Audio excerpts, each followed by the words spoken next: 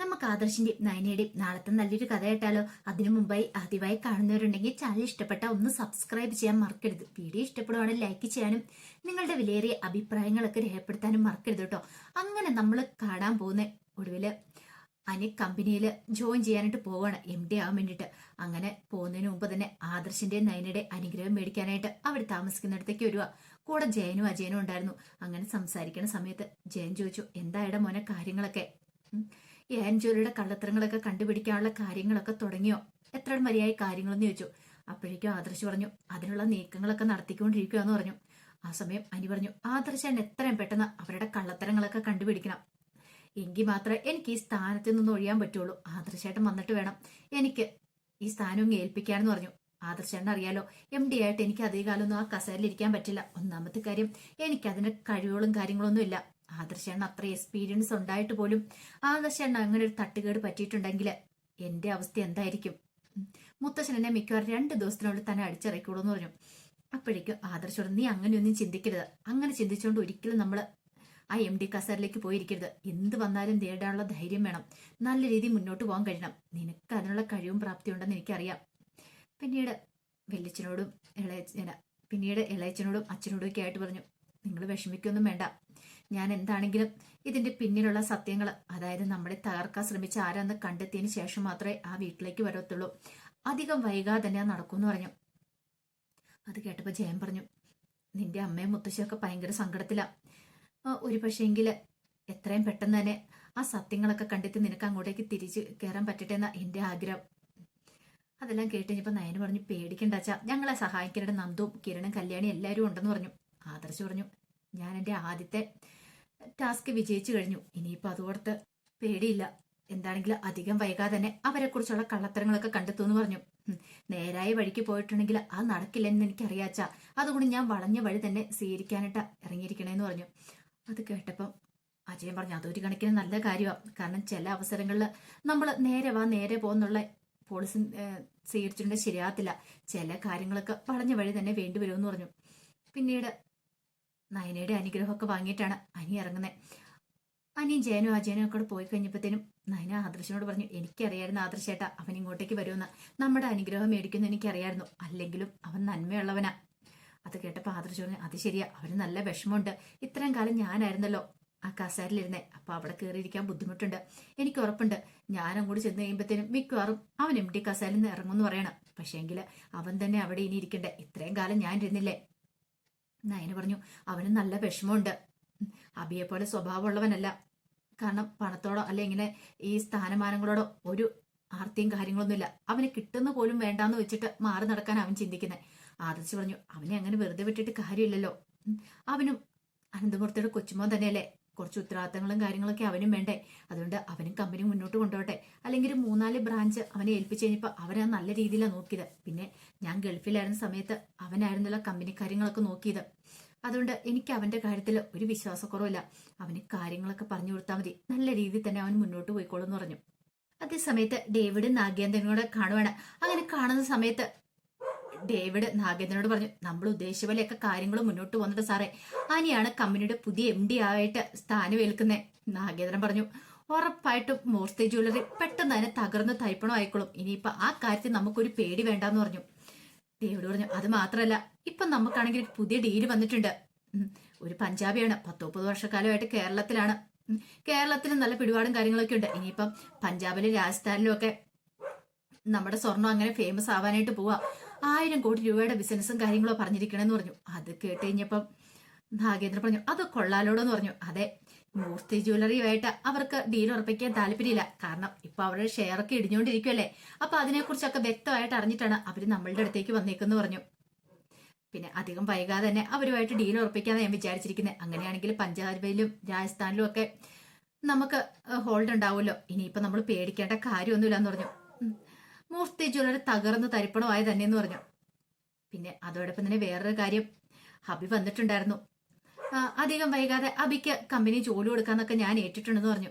നാഗേന്ദ്രൻ പറഞ്ഞു, അങ്ങനെ തന്നെ വരട്ടെ. നവിയുടെ റെക്കമെൻഡേഷൻ അല്ലേന്ന് ചോദിച്ചു. അതേന്ന് പറഞ്ഞു. അങ്ങനെ തന്നെ തൽക്കാലത്തേക്ക് അവൻ അറിഞ്ഞാൽ മതി. പിന്നെ പുതിയ ജ്വല്ലറി ഓപ്പൺ ചെയ്തതിന് ശേഷം മാത്രം മതി. അതത്രേ ഉള്ളൂ സാറേ. സാറ് പറയുന്ന പോലെ തന്നെ കാര്യങ്ങൾ മുന്നോട്ട് പോകത്തുള്ളൂ എന്ന് പറഞ്ഞു. പിന്നെ അറിയാലോ, ഡീൽ ഉറപ്പിക്കാൻ ആര് വന്നതെന്ന് പറഞ്ഞാലും നമ്മളെ കുറിച്ചുള്ള കൂടുതൽ വിവരങ്ങളൊന്നും കൈമാറേണ്ടെന്നൊക്കെ നാഗേന്ദ്രൻ പറയണം. അതങ്ങനെയൊന്നും ഇല്ല സാറേ, എല്ലാ കാര്യങ്ങളും ഞാൻ നല്ല അതിന്റെ കൃത്യതയോടുകൂടി തന്നെ കൈകാര്യം ചെയ്യുള്ളൂ എന്ന് പറഞ്ഞു. അങ്ങനെ ഡേവിഡ് പോരുവാണ്. നാഗേന്ദ്രന് സന്തോഷമായി. 1000 കോടി രൂപയുടെയാണ് പുതിയ ഡീൽ ഉറപ്പിക്കാനായിട്ട് പോകുന്നത്. മൂർത്തി ജ്വല്ലറി തകരുമെന്ന് അറിഞ്ഞു കഴിഞ്ഞപ്പോഴത്തേനും അവരുടെ ഷെയർ മാർക്കറ്റ് ഇടി വന്നറിഞ്ഞു കണ്ടപ്പോഴത്തേനും ബാക്കിയുള്ളവരൊക്കെ സമീപിക്കാൻ തുടങ്ങിയിട്ടുണ്ട്. ദുബായില് ഇപ്പൊ 1-ാം സ്ഥാനത്തെത്തി. അതുപോലെ തന്നെ കേരളത്തിലും അധികം വൈകാതെ തന്നെ 1-ാം സ്ഥാനത്തെത്തും. കഴിഞ്ഞ വിഷുവിന് വമ്പിച്ച സെയിൽസ് ആയിരുന്നു മൂർത്തി ജ്വല്ലറിൽ നടന്നേ. പക്ഷേ ഈ വിഷുവിന് ഏറ്റവും കൂടുതൽ സെയിൽ നടക്കാൻ പോകുന്ന AN ജ്വല്ലറിയിലാണ്. പണിക്കൂലില്ല സ്വർണം കൊടുത്തു കഴിയുമ്പോ പിന്നെ ആരാ AN ജ്വല്ലറിക്ക് കയറാതിരിക്കുന്നത്? അതും നല്ല സ്വർണ്ണം അല്ലേ, 916 തന്നെയുള്ള കൊടുക്കണേ. അപ്പൊ ആർക്കും ഒരു സംശയമൊന്നും ഉണ്ടാകത്തില്ല. എല്ലാരും വന്നോളൂ. മൂർത്തി ജ്വല്ലറി തകർന്ന് തരിപ്പണോ, എന്നിട്ട് വേണം ആ അനന്തമൂർത്തിയുടെ മുന്നിലേക്ക് ഒന്ന് ചെല്ലാനായിട്ട് എന്നൊക്കെ ഒരു ചിന്തയായിരുന്നു മനസ്സിൽ നാഗേന്ദ്രന്റെ. ആ സമയത്ത് അനി കമ്പനിയിലേക്ക് ചെല്ലുക. അപ്പൊ ചെല്ലുന്ന സമയത്ത് തന്നെ അനിക്ക് നല്ല സ്വീകരണം കാര്യങ്ങളൊക്കെ കിട്ടി. പുതിയ MD അല്ലേ. അപ്പം MDക്ക് അഭിനന്ദനം അറിയിച്ചുകൊണ്ട് അവിടുത്തെ സ്റ്റാഫുകളൊക്കെ വന്നു. അങ്ങനെ എല്ലാരും കൺഗ്രാസ് പറയുന്നുണ്ട്. ജയനും അജയനും ഒക്കെ ചേർന്നിട്ടാണ് അനിയെ കസേരയിലേക്ക് കൊണ്ടുവരുത്തുന്നത്. അപ്പൊ അനി സർവ്വദൈവങ്ങളെ മനസ്സിൽ പ്രാർത്ഥിച്ച് അങ്ങനെ പ്രാർത്ഥനയോട് കൂടി ഇരിക്കുന്നത്. ഒരു കാരണവശാലും തന്റെ കയ്യിൽ നിന്ന് ഒരു പിഴവ് വരില്ലെന്ന് മാത്രം എനിക്കുണ്ടായിരുന്നുള്ളൂ. കാരണം എത്രയും പെട്ടെന്ന് ആദർശേട്ടൻ ഇങ്ങോട്ടേക്ക് തിരികെ വരണം. അങ്ങനെയാണെങ്കിൽ ഭാരം തനിക്കൊന്ന് ഒഴിവാക്കാം. അത്ര ഈസി ആയിട്ടുള്ള കാര്യമല്ല കമ്പനിയുടെ MD ആയിട്ട് ഇരിക്കാന്ന് പറഞ്ഞാൽ. എന്ത് നൂലാമലകൾ ഉണ്ടായാലും അത് തന്റെ തലയിൽ കൂടെ വരും. പോരാത്തന്നെ ആദർശേട്ടന്റെ ഭാഗത്തുനിന്ന് ഒരു പിഴവുണ്ടായത് മൂലമാണ് ആദർശേട്ടൻ കമ്പനിയിൽ നിന്ന് പുറത്തായിരിക്കുന്നത്. അവൻ മുത്തശ്ശന്റെ കാര്യങ്ങൾ എളുപ്പമാണ് തന്നെ പുറത്താക്കാനായിട്ടും. പക്ഷെ തന്റെ പുറത്താക്കിയാലും പ്രശ്നമില്ല, പക്ഷെ തന്റെ ഭാഗത്തുനിന്ന് ഒരിക്കലും ഒരു പിഴവുണ്ടാവാൻ പാടില്ല എന്നൊരു ചിന്ത എനിക്കുണ്ടായിരുന്നുള്ളൂ. അതിന് കയറി ഇരുന്ന് കഴിഞ്ഞപ്പോഴത്തേനും ജയനും അജയനും ഒക്കെ കൺഗ്രാസ് പറയുന്നുണ്ട്. അതെ, ഇനി നന്നായിട്ട് അവിടെ ഇരുന്ന് കാര്യങ്ങളൊക്കെ അങ്ങ് നടത്തിക്കോളാൻ പറഞ്ഞു. അപ്പോഴേക്കും അനു പറഞ്ഞു, എനിക്ക് നല്ല ടെൻഷനുണ്ട് വലിച്ചാന്ന് പറഞ്ഞു. എന്തിന് ടെൻഷൻ അടിക്കേണ്ട കാര്യമൊന്നുമില്ല, ഞങ്ങളൊക്കെ ഉണ്ടല്ലോ സപ്പോർട്ട് ചെയ്യാനായിട്ട്, അതുകൊണ്ട് ധൈര്യമായിട്ടിരുന്നോളാൻ പറഞ്ഞു. എന്തെങ്കിലും ആവശ്യമുണ്ടെങ്കിൽ പറഞ്ഞാൽ മതി എന്ന് പറഞ്ഞു. അങ്ങനെ അവരങ്ങോട്ട് പോയി. ആ സമയത്ത് അനി നന്ദുവിനെ വിളിക്കുകയാണ്. നന്ദുവിനെ വിളിച്ചിട്ട് നന്ദുവിനോട് കാര്യം പറയാണ്, താൻ MD ആയിട്ട് ചാർജ് എടുത്തെന്ന്. അത് കേട്ടപ്പോൾ നന്ദു പറഞ്ഞു, ചെലവുണ്ട് കേട്ടോ എന്ന് പറഞ്ഞു. ദേ നിനക്ക് കുട്ടിക്കളി, എനിക്കാണെങ്കിൽ വല്ലാത്ത ടെൻഷനാന്ന് പറഞ്ഞു. തലേ വലിയൊരു ഭാരം, ഒരു കല്ല് കയറ്റി വെച്ച അവസ്ഥയാ. അനി എന്തിനാ എത്ര ടെൻഷൻ അടിക്കുന്നത്? എനിക്ക് അതിനുള്ള കഴിവുള്ളതുകൊണ്ടല്ലേ. ആദർശനാണെങ്കിലും മുത്തശ്ശനാണെങ്കിലും ഒക്കെ ഇത് സംഭവിച്ച പോലും. അല്ലെങ്കിൽ ഇതിനു മുമ്പ് ആദർശേടൻ ഗൾഫിൽ പോയ സമയത്ത് ആരെയാ കമ്പനി ഏൽപ്പിച്ചിട്ട് പോയത്? അനിയല്ലേന്ന് ചോദിച്ചു. അതൊക്കെ ശരിയാണെന്നു, പക്ഷേങ്കില് നിന്റെ സങ്കടം എന്താ? എന്നെ കാണാൻ പറ്റില്ലെന്നുള്ളതാണോന്ന് ചോദിച്ചു. അതെ, പണ്ടത്തെ പോലെ അങ്ങനെ നിന്നെ കാണാൻ വരാനോ ചുറ്റിയടിക്കാനൊന്നും പറ്റത്തില്ലോ. അതൊന്നും ഓർത്ത് വിഷമിക്കേണ്ട. തൽക്കാലത്തേക്ക് കമ്പനി നല്ല രീതിയിൽ മുന്നോട്ട് കൊണ്ടുപോകാൻ നോക്ക്. ആദ്യം കുടുംബത്തിലെ പ്രശ്നങ്ങളും പിന്നെ കമ്പനിയിലെ പ്രശ്നങ്ങളും എല്ലാം ഒന്ന് സോൾവ് ആവട്ടെ, അതിനുശേഷം മതി എന്ന് പറഞ്ഞു. ഇപ്പൊ വിളിക്കാൻ പറ്റുന്നുണ്ടല്ലോ, തന്നെ ഒരു ഭാഗ്യമായിട്ട് ഞാൻ കാണുന്നതെന്ന് നന്ദു പറഞ്ഞു. അനി പറഞ്ഞു, നിനക്കത് പറയാം, പക്ഷേ എങ്കില് എനിക്ക് അത് സാരമില്ല, നീ ധൈര്യമായിട്ടിരിക്കാനൊക്കെ പറഞ്ഞു. അങ്ങനെ കോള് കട്ട് ചെയ്തു. ഇത്തിരി സമയം കഴിഞ്ഞപ്പോഴാണ് നന്ദുവിന് നവീന്റെ കോള് വരുന്നത്. നവീൻ ഇങ്ങനെ വിളിച്ച് സംസാരിക്കുന്ന സമയത്ത് അനിയുടെ കാര്യത്തെക്കുറിച്ച് സംസാരിക്കണം. അപ്പൊ അനി MD ആയ കാര്യമൊക്കെ നവീനോട് നന്ദു പറയണം. ആഹാ, അത് കൊള്ളാലോ, അങ്ങനെയാണെങ്കിൽ അവനെ കൊണ്ട് ചെലവ് ചെയ്യിക്കണം എന്ന് പറഞ്ഞു. അതിന് ഞാനും പറഞ്ഞിട്ടുണ്ടായിരുന്നു, ഒരു ദിവസം കൂടാന്നൊക്കെ അവൻ പറഞ്ഞായിരുന്നു. അവൻ അതിൻ്റെതായ പ്രഷറും കാര്യങ്ങളും കാണും. ഇനി പണ്ടത്തെ പോലെ ഇനിയിപ്പോ നമ്മുടെ കൂടെ ഒന്നും അവനെ കിട്ടത്തില്ല എന്ന് തോന്നേ. നവീൻ പറഞ്ഞു, അത് ശരിയാ, എനിക്ക് അതും തോന്നുന്നുണ്ടെന്ന് പറഞ്ഞു. നവീനൊരു ടെൻഷൻ ഉണ്ടായിരുന്നു. കുറെ നാളായി അനിയോട് ഒരു കാര്യം പറഞ്ഞിട്ട് ഇതുവരെയായിട്ട് നന്ദുവിനോട് അവൻ പറഞ്ഞിട്ടുമില്ല. ഇനി താൻ നേരിട്ട് സംസാരിക്കേണ്ട വരുമെന്ന് തോന്നേ. ഇത്രയും കാലം അത് ഇന്ന് പറയും നാളെ പറയും അവനെന്ന് കരുതിയിരുന്നു. പക്ഷെ പറയുന്ന ലക്ഷണം കാണുന്നില്ല. നന്ദുവിനെ ഒന്ന് കണ്ട് നേരിട്ട് സംസാരിച്ചാലോ എന്നൊരു ചിന്ത പോലും നവീന്റെ മനസ്സിലേക്ക് വരുന്നുണ്ട്. എങ്ങനെയെങ്കിലും അവളുമായിട്ട് ഒന്ന് സെറ്റ് ആവണം. ഇനിയിപ്പൊ അനിയോട് പറഞ്ഞിട്ട് കാര്യമുണ്ടെന്ന് തോന്നില്ല എന്നൊക്കെ ഒരു ചിന്തയായിരുന്നു. പിന്നീട് നന്ദുവിനെ ആദർശ് വിളിക്കുന്നുണ്ട്. ആദർശ് വിളിച്ചിട്ട് ആദർശ് അറിഞ്ഞ് കാര്യങ്ങളൊക്കെ പറയുന്നുണ്ട്. ഡേവിഡിനെ കുറിച്ച് പത്തനംതിട്ടയിലാണ് അയാളുടെ സ്വദേശം. പിന്നെ കുറച്ച് കാര്യങ്ങൾ പറഞ്ഞു. നന്ദു, നീ അതിനെക്കുറിച്ചൊക്കെ ഒന്ന് അന്വേഷിക്കണം എന്ന് പറഞ്ഞു. ഈ പറയുന്ന ഡേവിഡിനെ കുറിച്ചൊക്കെ. അത് കേട്ടപ്പോ നന്ദു പറഞ്ഞു, അത് ആദർശാണ് എനിക്ക് വിട്ടേരെ, ഞാൻ അന്വേഷിക്കാം. അയാൾ പറഞ്ഞ കാര്യങ്ങളൊക്കെ സത്യമാണെന്ന് അറിയാലോ. അങ്ങനെയാണെങ്കിൽ അയാളെ കുറിച്ച് എന്തെങ്കിലും ഡീറ്റെയിൽസ് കിട്ടുമോ ഞാൻ നോക്കട്ടെ എന്ന് പറഞ്ഞു. ആദർശാണ് ധൈര്യമായിട്ടിരിക്കുക, എത്രയും പെട്ടെന്ന് തന്നെ നമുക്ക് അവരുടെ കള്ളത്തരങ്ങളെ കണ്ടുപിടിക്കാന്ന് പറഞ്ഞു. ഈ സമയം ജലജ ജാനകിയുടെ അടുത്തേക്ക് വന്നു. ജാനകിയുടെ അടുത്ത് എന്നിട്ട് പറഞ്ഞു, എന്നാലും ഹനിയുടെ ഒരു ഭാഗ്യേ, ഇത്ര ചെറിയ പ്രായത്തിലെ കമ്പനിയുടെ MD ആയില്ലേന്ന് ചോദിച്ചു. അത് കേട്ടപ്പോ ജാനകി പറഞ്ഞു, അതെ, എല്ലാം ഭഗവാന്റെ കൃപ കൊണ്ടാ, കാരണം അവന്റെ കഴിവുണ്ടെന്ന് പറഞ്ഞു. പക്ഷെ ഇതൊന്നും ഏട്ടത്തിക്ക് ഇഷ്ടപ്പെടുന്നുണ്ടായിരിക്കില്ല എന്ന് പറഞ്ഞു. അതെന്താ? അല്ല, ആദർശിനെ അവിടെ നിന്ന് ഇറക്കി വിട്ടിട്ടില്ല അനി ഇപ്പൊ കേറിയിരിക്കുന്നേ. ആർക്കാ സഹിക്കാൻ പറ്റുന്നേ? മിക്കവാറും അനിയോട് അസൂയായിരിക്കും എന്ന് പറഞ്ഞു. ഇത് കേട്ടോണ്ടാണ് ദേവേനെ അങ്ങോട്ടേക്ക് വരുന്നത്. ദേവേനെ വന്നിട്ട് ചാർക്കടി അസൂയ. എനിക്കോ ദേ ഒരുമാതിരി വർത്താനം പറഞ്ഞാണ്ടല്ലോ, നിന്റെ മകന്റെ സ്വഭാവമൊന്നുമല്ല എനിക്ക്. എനിക്ക് അവനോട് അസൂയപ്പെടേണ്ട കാര്യമൊന്നുമില്ല. അവനും എനിക്ക് എന്റെ മോനെ പോലെ തന്നെയാ, ആദർശിനെ പോലെ തന്നെയാ. അല്ലാതെ അവനെ എനിക്ക് മാറ്റി നിർത്തേണ്ട കാര്യമൊന്നുമില്ല. ഇന്ന് വരെ ഞാൻ അങ്ങനെ കണ്ടുള്ളൂ. പക്ഷെ നീ അങ്ങനെയല്ലെന്ന് എനിക്കറിയാം. നിനക്കായിരിക്കും, നിനക്ക് നിന്റെ മകനുമൊക്കെ ആയിരിക്കും അവൻ MD സ്ഥാനത്തേക്ക് കയറിയതിന്റെ ബുദ്ധിമുട്ടും കാര്യങ്ങളും. പക്ഷെ എനിക്ക് അങ്ങനെ ഇല്ലാന്ന് പറഞ്ഞു. അതോർത്തിട്ട് നീ വിഷമിക്കേണ്ട ജലജയെന്ന് പറഞ്ഞു. അത് കേട്ടപ്പോ ജാനകി പറഞ്ഞു, ഏട്ടത്തി പറഞ്ഞു 100% ശരിയാ ജലജയെ.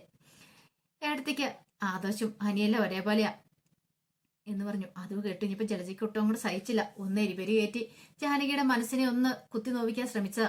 പക്ഷെ അത് നടന്നില്ല. അതിന്റെ ഒരു വിഷമം ഉണ്ടായിരുന്നു. ഈ സമയത്ത് മൂർത്തി മുത്തശ്ശനോട് മുത്തശ്ശി പറഞ്ഞു, എന്താണല്ലോ ഇദ്ദേഹം അങ്ങനെ പറഞ്ഞില്ലേ ആദർശനോട് സംശയങ്ങളൊന്നും ചോദിക്കേണ്ടെന്ന്. അത് ദേവേനിക്ക് എല്ലാവർക്കും നല്ല വിഷമമായിട്ടുണ്ടെന്ന് പറഞ്ഞു.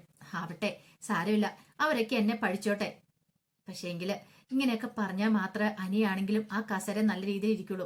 ഒരുപക്ഷെ ആദർശന്റെ സപ്പോർട്ട് ഉണ്ടെന്ന് ഓർത്തോണ്ട് അവൻ ഇപ്പോഴും ആദർശനെ ശല്യം ചെയ്യുമ്പോൾ അതൊരിക്കലും പാടില്ല.